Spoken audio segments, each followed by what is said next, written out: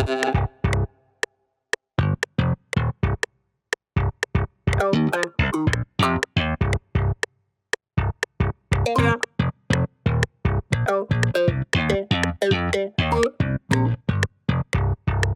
everybody, I'm Brandon Jones. I got my friend Kyle Bossman here, and you are here to witness me freaking out about this game I love so much. I'm bearing witness. That I'm so excited about.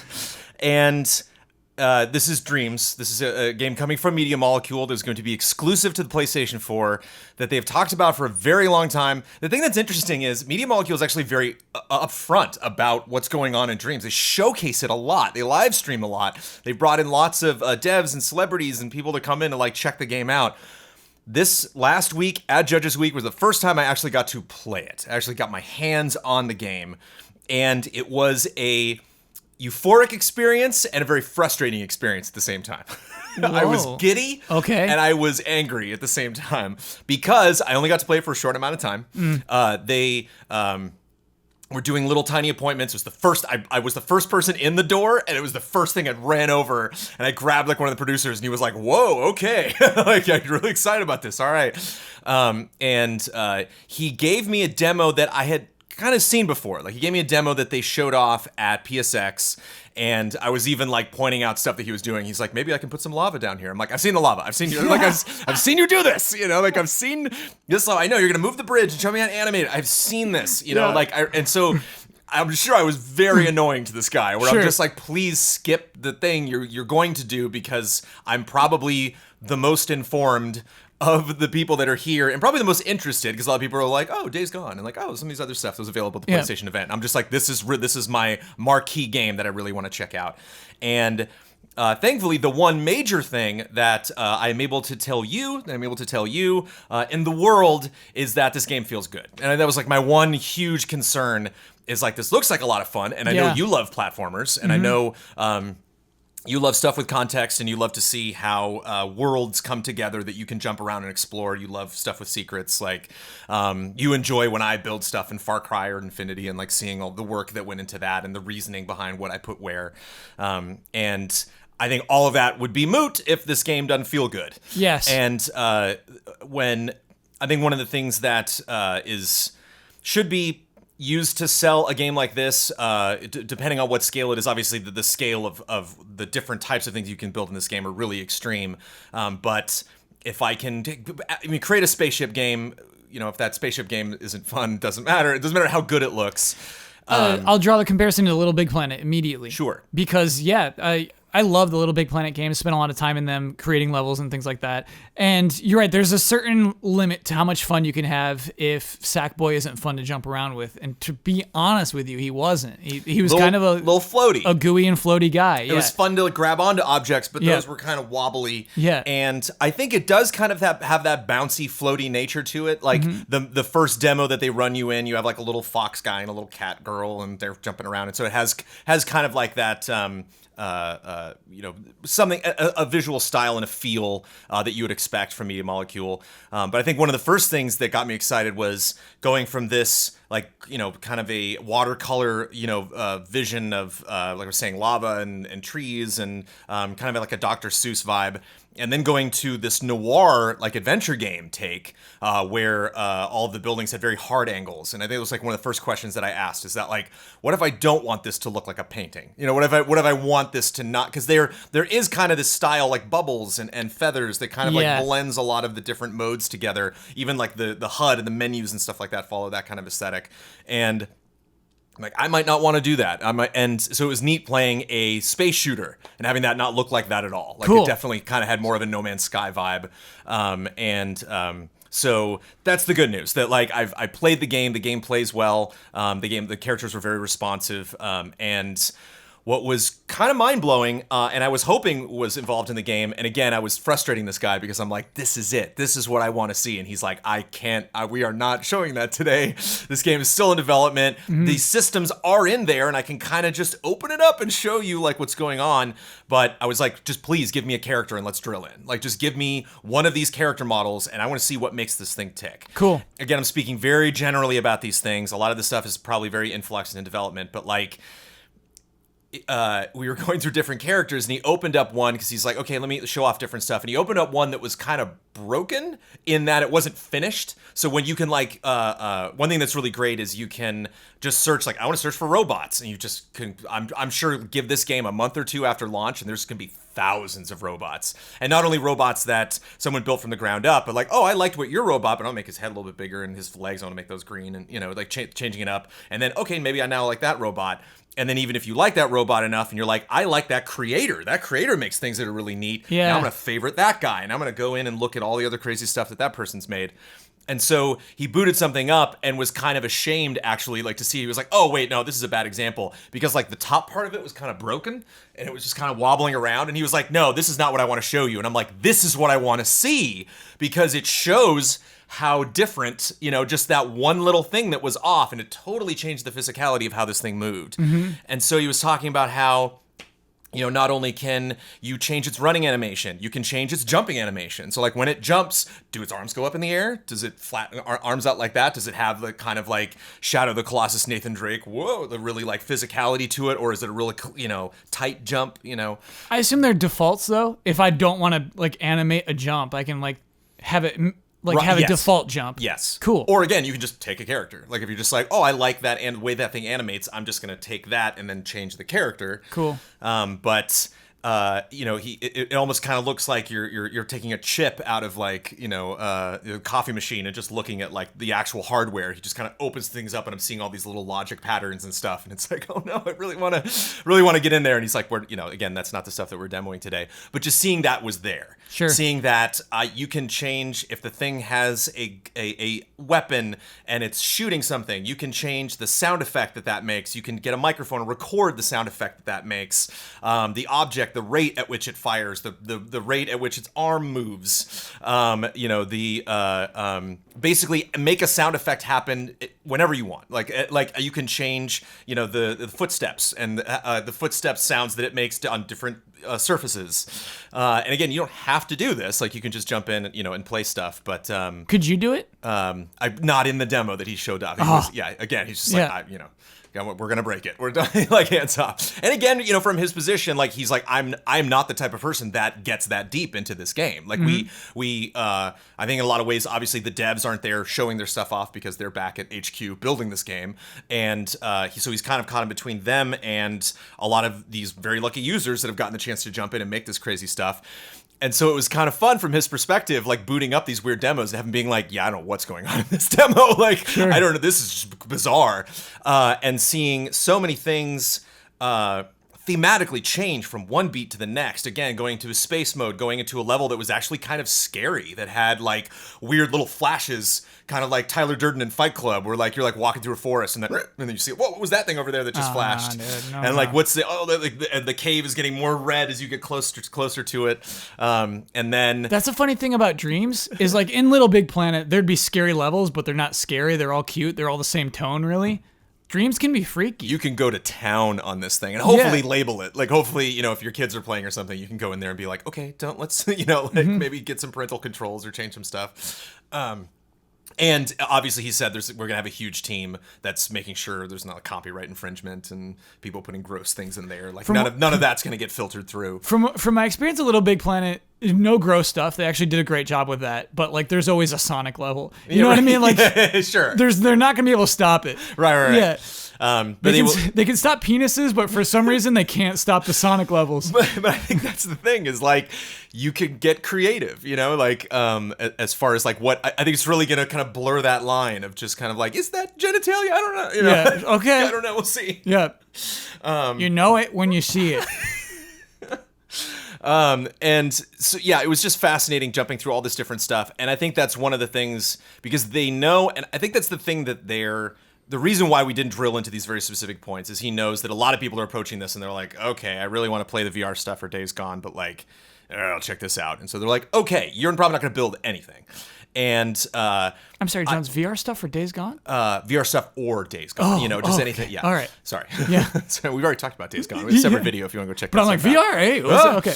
All right. Even when you're playing something like Far Cry, like I almost find that like people who create maps in Far Cry like want to troll me, so like one of my favorite modes that I played in Far Cry, I was like on a bridge and there was just nonstop people rushing the bridge, and I had a bunch of AI friends, so it was like us like holding the edge of the bridge, and there was all these crazy guys running at us, and I was like, oh, this is great.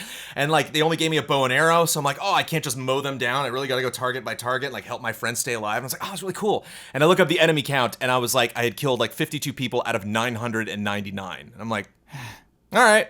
Yeah, Jones, and so now in that's a lot of Mario Maker levels too, dude. Experience system that I've built, yeah, it's the same kind of thing. Like you just have a lot of users that are like, haha, you didn't beat it, and like, and there wasn't a lot of that trolling going on in Disney Infinity, but there was still like, collect 5 items, and I just like couldn't find the 5th one. And I'm like, God, I really want to finish your level, dude, but like I can't, I don't know if I necessarily have the patience for that.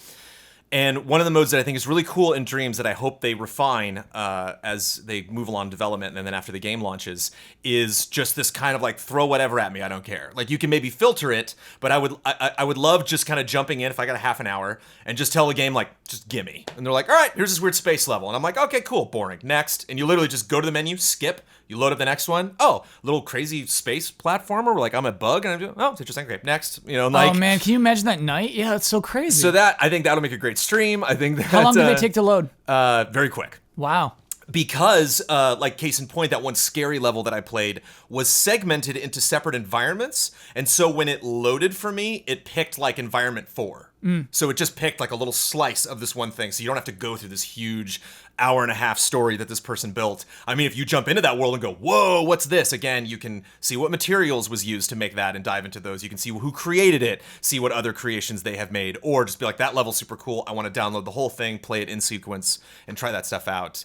But I just think that's really attractive for people that liked Media Molecule, that jump into this and are just like, this is just completely overwhelming. I don't know if I have the time to absorb all of this. Again, the space thing really was crazy. Like you were just in this crazy galaxy and the gun shot really, really fast. And I love he said so. Did it really feel like space? Yeah. I mean, it was not like, it was not like a wobbly, like, oh, this is game's a platformer, isn't it? Like, it was a space sim. Like, again, cool. I don't know the trials that it took with the person who went through that game had to go through to actually create that and work the systems to do that. Because obviously, a platformer is what they're known for. A platformer is kind of what they show off most of the time. Yeah, I think those are just the major thing. And one thing that blew my mind is a couple of the things that we checked out were just short films. Like, you didn't play them. They were just like, somebody had a little monologue. Like, one was just like a really big mouth. And the mouth was like, sometimes it was like something Jim Henson would have done in the 70s. I would have clicked skip on that so hard, dude. Well, you could, but it was really bizarre. Like, I kept being like, what do I, how do, and then it was over. I was like, oh, okay, yeah, I guess you could do that. Like, that's really fascinating that you could just make, like, I would just make a little performance piece here and just make these characters animate. And certainly you can make cutscenes for the levels that you're doing. And so, like, just make a cutscene and that's it. So there's so much to talk about. I don't know if you have any more specific questions, Kyle, but it was really just like, okay, it feels good. All right. It's kind of like my main concern about, like, let me actually get into this. And because they go through the menu so fast, they're like, well, if you just go over to here, and it's like, slow down, buttons. What are you pressing? How are you going to these things? And so actually, like, pressing pause and moving it around. It's great because you go with the move controller. So a lot of the menu options, you're physically moving the PlayStation controller around. And I think sometimes it just takes you a little while, but I imagine if you get used to those menu options where things are, that speeds it up a lot, where you're just like, I can, like, get to the stuff I need quicker. My question's dumb, and I bet they wouldn't even talk about this. But it's about Little Big Planet and kind of about Mario Maker is your access to things. And so in Little Big Planet, you have to do tutorials to even unlock more complicated items. And so basically you're in for like 3 hours if you want to get to all of the things that you have access to. And was that made clear to you with this game? Like, how I will get access to the things to build these levels? It seems that kind of the sky's the limit. Like, I think the major thing you don't necessarily have access to might some objects that, like, they created, some Media Molecule created levels might be locked. Like, if, like I said, there's they have a kind of a sci-fi platformer thing. They have this, like, fox and cat adventure, and then they have this adventure game, point and click kind of detective story where you're a musician, and that has a very distinct style to it. And I think those are, like, the 3 adventures that they're launching with. That's kind of like their showcase of, like, how you can make different genres and stuff.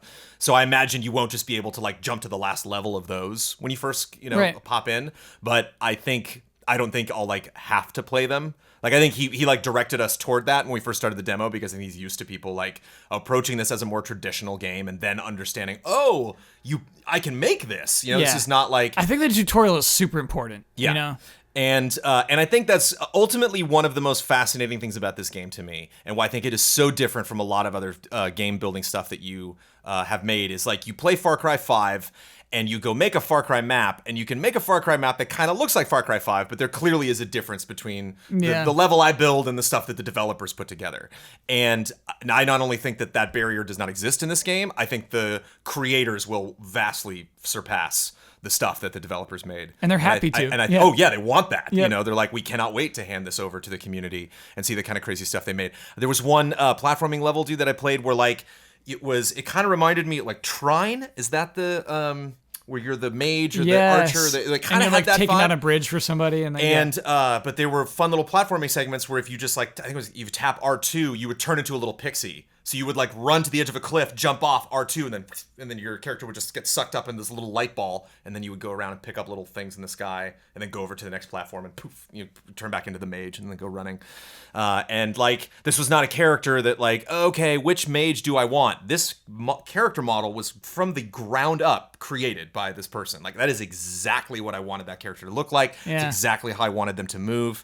And I think it's something where I see, you know, I really loved being involved in the Disney Infinity community, and I think a lot of those creators kind of gravitated toward each other because it was like, oh, you like Infinity? I like Infinity. Like, oh, you made that neat level. But there wasn't like a ton of, how did you do that? You know, like, I really want to get in there. I think there was a lot, you know, because they had the people that worked at Avalanche from the community, and I think they really took on the responsibility of like trying to translate this complicated language to the users so that they would not only understand how to use it, but be attracted to using it. And I just think there's so many different entry points with this game, as far as like, you know, I'm just playing that, I'm never going to make anything. Okay, now I'm playing it, I'm going to make a thing, but I'm just going to take assets that people are already using. Okay, now I've made that level and I've played it a bunch of times, well, I'm kind of curious. What if I go in and change this guy's color? Okay, now that I've changed the color, what if I could animate him? Okay, well, now that I'm used to comfortable how these things are moving around, maybe I can take these assets and make a whole nother crazy thing. And then the ultimate, maybe I can take move controllers and actually model something in clay, like actually create a thing and then, you know, bring it to life. I love that. Like, it just like, so imagine you're building a level, Jones, and you're like, oh, you know what? I like, I need a kitchen table. Like, you can just find somebody's kitchen table they already made. So many. Just like, oh, like, I want a city out there. Just like go and find somebody built a city already. Just plop it in. I love that. And you're like, oh, I put the table in, like, oh, it's small. Just done. Yeah. Like, oh, bigger. Done. Oh, a little more brown. White. Yep.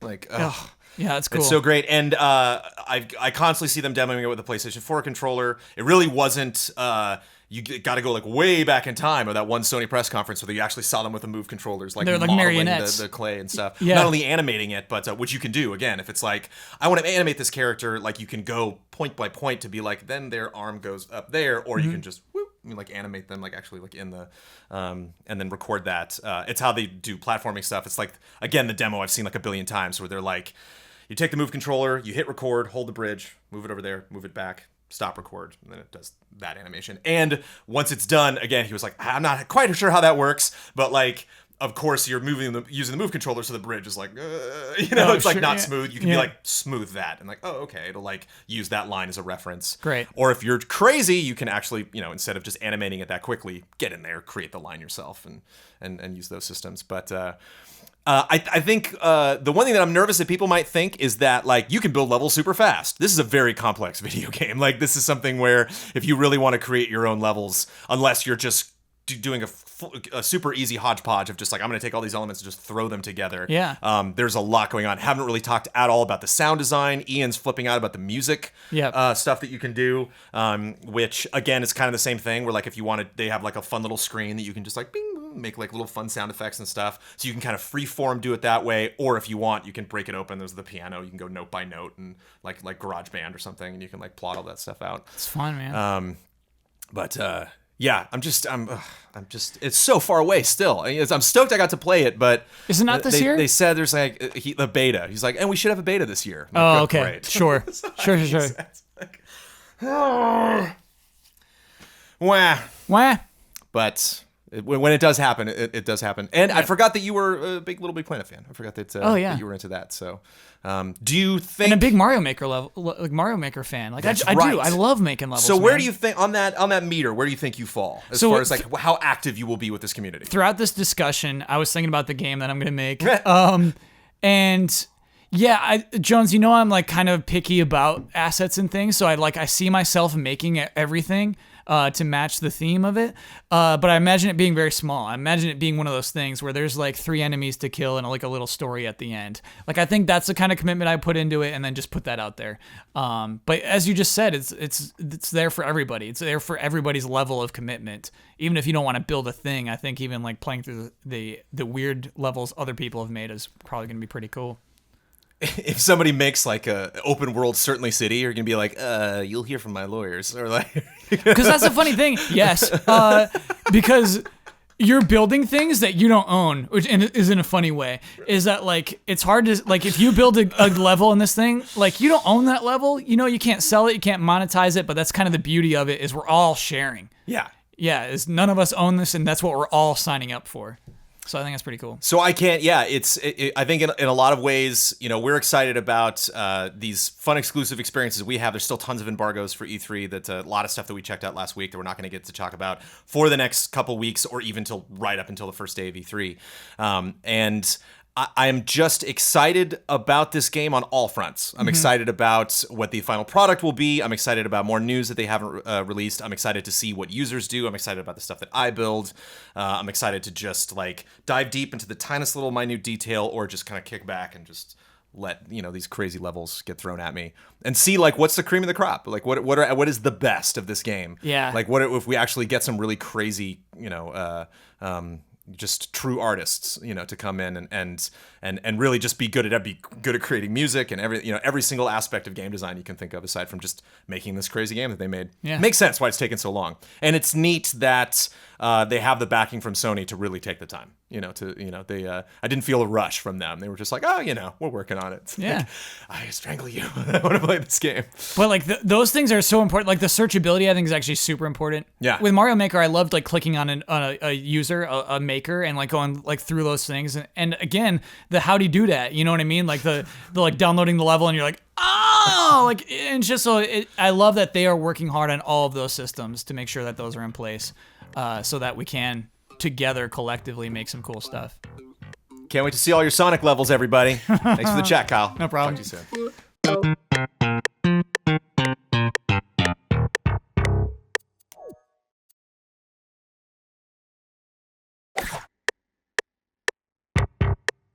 soon.